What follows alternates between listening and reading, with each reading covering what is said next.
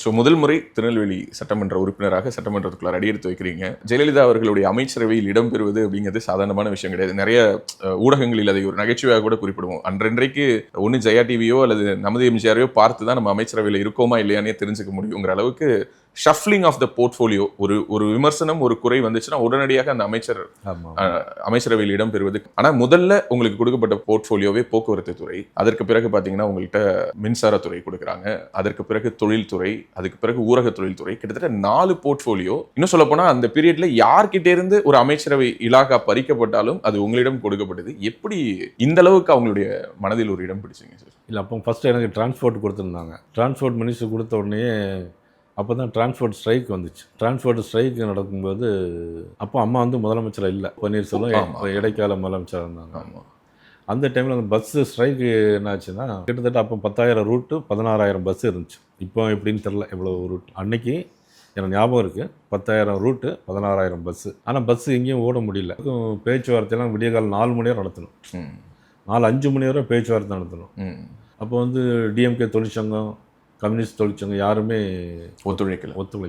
அதுக்கப்புறம் என்ன, எல்லா ரூட்லையும் பஸ்ஸை ஓட்டணும். நீங்கள் சிட்டி கார்பரேஷனுக்குள்ளே வந்து பஸ்ஸு வந்து ப்ரைவேட் பஸ்ஸு கிடையாது. அப்போ நான் எல்லா பஸ் ஓனரையும் கூப்பிட்டுருந்தேன். எல்லா பஸ் ஓனரையும் கூப்பிட்டு சிட்டிக்குள்ளே வந்து எங்கே வேணாலும் ஓட்டுங்க, பெர்மிட் வந்து இந்த ஸ்ட்ரைக் முடிய வரைக்கும் உங்களுக்கு பெர்மிட் கிடையாது, நீங்கள் வந்து ஓட்டுங்கன்னு சொல்லிட்டு ஒவ்வொரு டிப்போ பிரான்ச் மேனேஜரும் கூப்பிட்டு உங்களுக்கு எந்தெந்த பஸ் வேணும் அந்த பஸ் வரும், நீங்கள் எங்கள் ரூட்டில் ஓட்டணும் ஓட்டிங்க அப்படின்னு. பொதுமக்கள் அவதிப்படக்கூடாதுங்கிறதுனால அப்போ ஒரு நாள் மட்டும் ஃபுல் ஸ்ட்ரைக், பஸ்ஸே ஓடலை. பாரிஸ் கார்னரில் பார்த்தீங்கன்னா எல்லாரும் வச்சிருந்த பைசாலாம் சாப்பிட்டாங்க, செலவாயிடுச்சு. ஊருக்கு போகிறதுக்கு பஸ்ஸு காசு கிடையாது. அப்போ பஸ்ஸு டிரைவரும் கிடையாது. எல்லா எஸ்சிடி நான் என்ன பண்ணேன்னா எல்லா அந்த அசோக் லைலண்ட் அவங்களாம் சேசிஸ் ஓட்டுறாங்கல்ல, அவங்க எல்லாரையும் transport commissioner, Tamil Nadu transport commissioner எங்கள் வீட்டுக்கு வர சொல்லி வீட்டுக்குள்ளே எல்லாரையும் வரிசையாக விட்டு மார்ச் பாஸ் பண்ணேன். எத்தனை டிரைவர் எத்தனை கண்டக்டர் இருக்காங்க அப்படின்னு. நான் சொன்னேன் 3 மணிக்கு நான் பாரிஸ் கார்னருக்கு வருவேன்.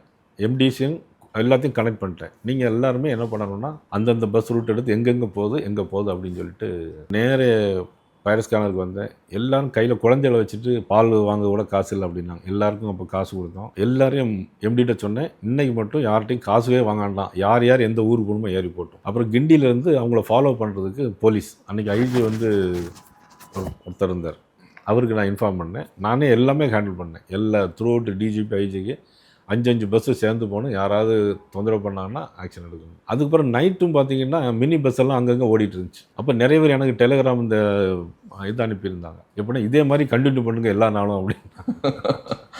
ஓகே, ஏன்னா பஸ் எல்லா ரூட்லையும் எல்லா பஸ்ஸும் ஓடிட்டே இருந்துச்சு. ஓகே, ஒரு சினிமாவில் பார்க்குற மாதிரி இருக்குது.